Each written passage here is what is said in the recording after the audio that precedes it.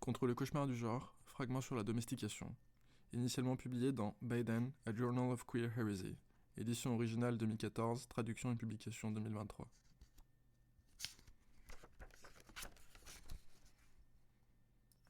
Ces dernières années, la question du genre a été soulevée de nombreuses fois dans le milieu anarchiste. Et seules quelques contributions vont au-delà de la reprise des vieilles idées. La plupart des positions sur le genre restent prisonnières des idéologies qui ont déjà échoué, principalement le féminisme marxiste, un écoféminisme dilué, ou encore une sorte d'anarchisme queer libéral. Dans ces dernières sont présents les mêmes problèmes sur lesquels nous avons déjà gueulé. Politique de l'identité, représentation, essentialisme du genre, réformisme et futurisme reproductif, reproductive futurism.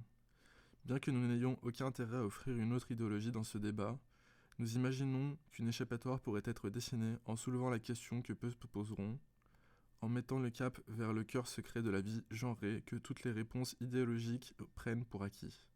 Nous parlons bien sûr de la civilisation elle-même.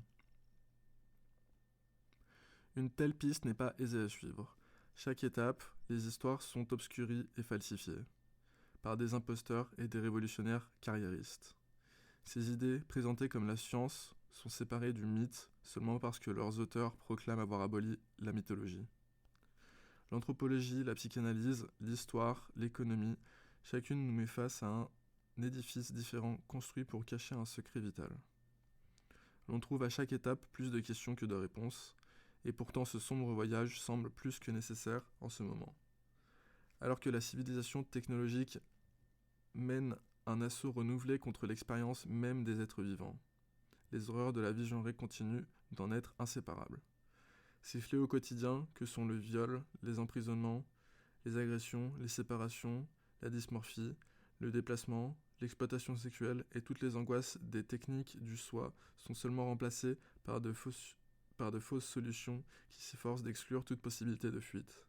Économie queer, queer economies, communauté cybernétique, réforme législative, médication, abstraction, université, utopie, des prophètes militants, activistes soothsayers, et diffusion d'innombrables sous-cultures et identités de niche, autant d'appareils de capture.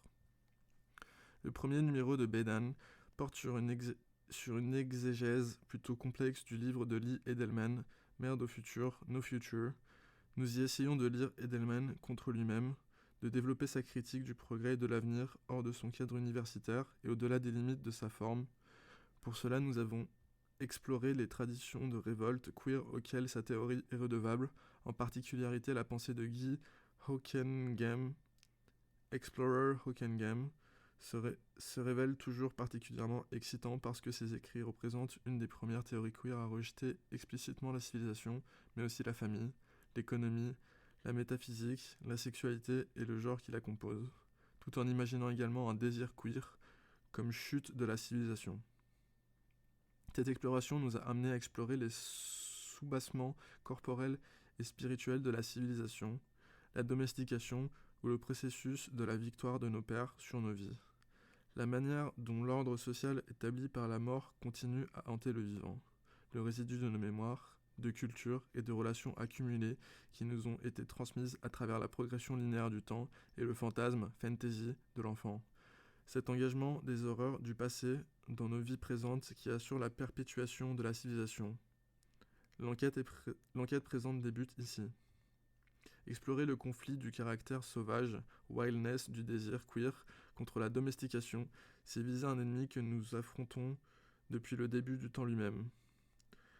Alors que nos efforts dans le premier numéro de ce journal étaient concentrés sur le refus de la théologie qui plaçait une fin au genre à l'issue, conclusion d'une progression du temps, nous allons maintenant évoquer les questions des origines qui font allusion à un dehors à l'autre bout de cette ligne. De la même manière que nous sommes privés et nous-mêmes du futur, nous nous retournons maintenant contre le passé. En cela, nous abandonnons toute prétention de certitude ou vérité. À la place, nous avons seulement les expériences de celles, eux, qui se révoltent contre l'existant, genrées et les histoires de celles dont nous avons hérité des révoltes. Dans l'esprit de cette révolte, nous offrons ces fragments contre le genre et la domestication.